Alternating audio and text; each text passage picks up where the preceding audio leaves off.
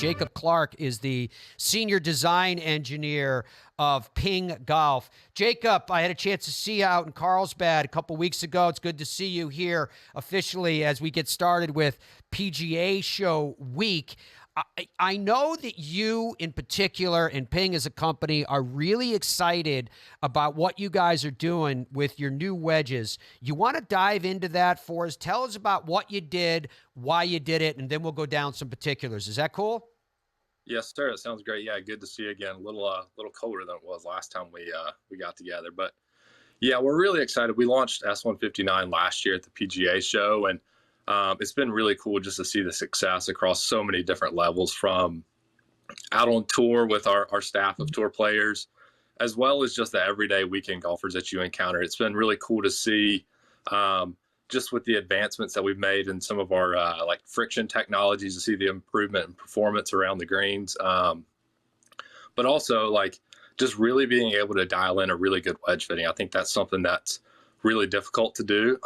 And we launched the WebFit Wedge app, and it's been a great tool for us to kind of dive into a little bit more for people that can get a little bit overwhelmed and confused when it comes to learning about what bounce, what grind might be right for them. So yeah, it's been a great success so far, and really looking forward to carrying that momentum into 2025. Jacob, tell us a little bit more, if you would, about the app and how the app works in terms of, I'll use your phrase, dialing in what loft and what bounce might be right for a particular golfer. For sure. Yeah. Like I said, it was one of our goals in developing it was just trying to find a way to make a really complex topic simple for the average golfer. So it takes about 2 minutes to go through. And as you can kind of see from some of these prompts on screen, it asks some basic questions about your skill level, how far you hit your golf clubs. But then it also goes into like what the typical turf you play on is like. So whether it's the grass conditions, the bunker conditions, kind of bringing in those different variables, and then just some other preferences that players might have on their technique. And then I think one of the most important things, and that really drives the selection, is basically picking the highest priority for each wedge in the bag and kind of giving each tool a use case and kind of a job. So once you get through all the way to the end of the app, it'll provide a primary and secondary recommendations for the grinds. But one of the cool things that it does is it utilizes a lot of our other algorithms that we have in PING Copilot that provide some different gapping analysis as well. So it'll give those loft recommendations like you were mentioning. And it's just a really cool tool to, like I said, hopefully make a really complex problem of what lofts do I need, what grinds do I need, and making that simple to where golfers can take. We have 6 different grinds offered in the lob wedge, and we can then narrow it down to 1 or 2 that they can then go test outside, hit some different shots around the greens, and be really confident in their decision. Okay, Jacob, let me go 101 here for a second. Explain to the world, what is grind on a wedge?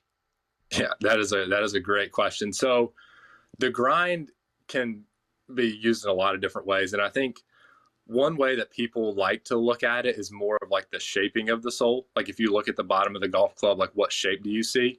But I really like one of the kind of silly analogies I like to use is if you were going to build a house and you were working with an architect and you said, hey, I want a 4-bedroom, 3-bathroom house. And then you showed up on the day that you got there and it's like, oh, that's not what I was envisioning. There's a lot more that goes into the sole itself in terms of the shaping of the sole, the width of the sole in different sections, the bounce angle, the camber. There's a ton of different variables that you have to kind of dial in on each different design to have those matchups.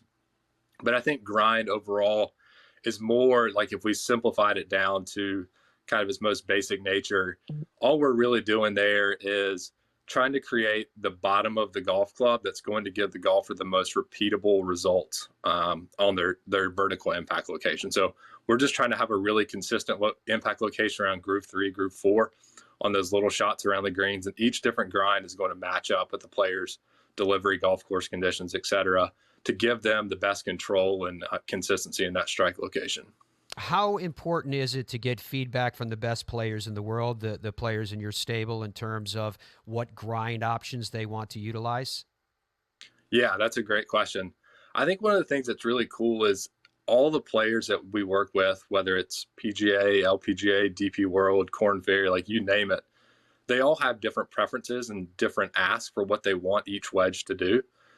So that's why we have such an expansive nature of our grind offering. So we have 6 in the lob wedges, and that's where we see the most variance of players wanting to do a little bit different things. And these shots are mostly hit at lower speed, so that sole can interact with the ground for a little bit longer. But yeah, like getting their feedback is huge. Like, well, a couple of years ago when we were working on S159, I was out at an event probably once a month, and we would print out basic prototypes of different head shapes with combinations of lead edge straightness, offset, overall head profiles. And we would kind of iterate through and get feedback from one player or another of like, okay, we like this part of it. Well, maybe we can change the hosel transition here. So yeah, it's huge to get that feedback, because if a player looks down at a wedge and they don't feel confident, then it's almost going to be a non-starter for them. Even if they perform well with it, it's really just going to kind of add some, a little bit of, I don't want to say just doubt that they have in their minds before they get started. So it's really important to get their feedback on those head shapes. And then from there, just really dialing in those grinds for them. And those kind of change for some of them on a week-to-week basis, just based on golf course conditions, where they're going, any other work that they're doing with their coaches to try and improve their short game. So it's an ever-changing process, and it's a really fun one to tackle. All right, so when you talk about grind, you've kind of already covered this, but for the purpose of clarity, I want to go down this road nonetheless. Could you also discuss with us the understanding of what bounce is right, first of all, in general, based upon any player, particularly amateur players, but also in case-specific situations, say out of soft sand bunkers? Sure, 100%. Yeah, so typically what we'll see is in those softer conditions, I think we think about different bounce profiles. All we're trying to do is solve different problems. So in those softer conditions, the tendency is generally for players to hit it slightly higher on the face, because that club's going to get into the ground easier. What a higher bounce wedge does is it helps prevent that club from getting in the ground as easy. So it's going to bring that strike location a little bit lower on the face to a more optimal spot. And then conversely, you have a low bounce wedge. You can have low bounce wedges that play really low bounce when they're square face, or really low bounce when they're open. So it really just depends on the individual use cases. But typically you would see, like when you get into those firmer conditions, Open Championship or Masters, for example, just depending on how they have that turf cut, players will typically gravitate towards something lower bounce, just because they're looking to generate a little bit more height out of some different scenarios. So those firmer packed bunkers, it's definitely easier to create more height, get the club under the ball a little bit better with that lower bounce. So whether it comes from the actual angle of the sole or just the overall width of it. All right, so let's continue down this road. People are trying to figure out what grind is best for them, what bounce is best for them. They're also trying to figure out what loft is best for them. All considerations when people come in and they look at an array of product that's available in a golf shop. Take us down the road with Loft in terms of the considerations, whether in the app or in person, when you're working with someone, that they should take into consideration before. Yeah, that's a great question. So the way I typically approach fittings with our players is I look more at their highest lofted wedge, is what are we going to do with this wedge green side? And then from there, we can kind of determine if 58 or 60 or even 62 in some situations is going to give them the best chance to utilize that wedge well. And then from there, it's like you think about it, it's a little bit easier to control the trajectory with like a 58 degree versus a 62, just because it's not as you get into the weeds as much as you want, but when it comes to like the spin loft that you're delivering that golf club, the higher lofted it is, the more almost chaotic it is, to where slight changes in conditions can almost influence the ball to launch higher with a little bit less spin. So a 58 degree is going to be a little bit more stable in terms of the spin loft. So some players might enjoy that, but then others are going to gravitate more towards a higher lofted and the ability to just create height around the greens. And after the lob wedge, I start to focus a bit more on the gapping side of things from there. So just making sure that we have wedges that optimally hit the numbers that we need to help create those nice equal space gaps between either their set pitching wedge or their 9-iron, whatever that club may be, and then progress it well into the rest of their set. Some players use their 60 or 58 from everywhere inside of 70, 80, 90 yards. and they hit all the shots with it. But then you have other players that like to chip with their 54 or 56 and utilize that for some different shots. So we've got to make sure that from a grind standpoint, we have that built in to where they have the flexibility to hit those shots. And then after that, we're just confirming overall distance numbers to make sure that they're really repeatable and consistent in the rest of their iron set. All right, let's turn the club over for a second, because especially when we're talking about ping and the revolutionary advancements that your company made over the decades in groove technology, talk to us about the grooves on this wedge series and how and why they're different and or better. For sure. Yeah. So we launched the Micro Max groove, which is our tightest space groove. And this is we spent so much time working on this groove design, and there's a great team at the office in Phoenix that are just experts in friction.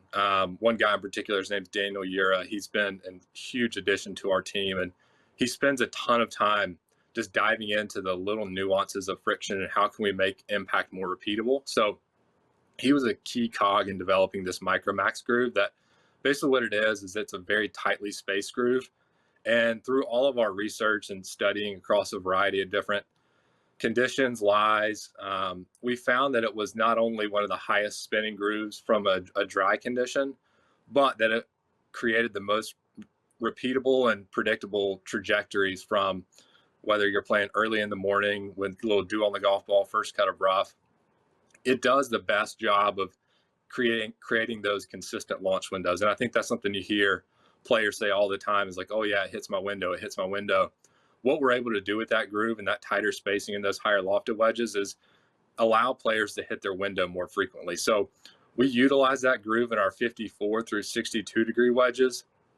And you look at the use cases for those are mostly going to be used around the greens. And when you look at those different scenarios, there's a lot more variety in terms of rough and lies that you'll experience. So that's the groove that we chose for those because it created the most repeatable launch conditions. And that was something that was really important for us. And it's something our tour players definitely notice when they move from a previous generation of product, that it's really yields that predictable trajectory around the greens. And I think that's the name of the game for those guys.